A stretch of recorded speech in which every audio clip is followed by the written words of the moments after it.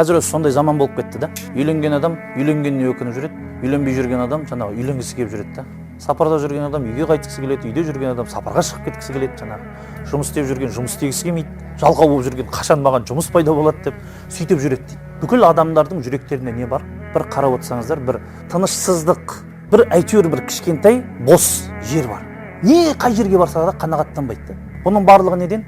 Алмырға тек қана Құдайын танымағаннан. Құдайын таныған адам, Құдайын білген адам Алла тағаланың тағдырына риза. Және де мынандай сөз бар: мақамака хайсу ақамак. Сен қазір қайда болсаң, сен өз орныңдасың дейді да. Ты там, где ты должен быть дейді да, яғни.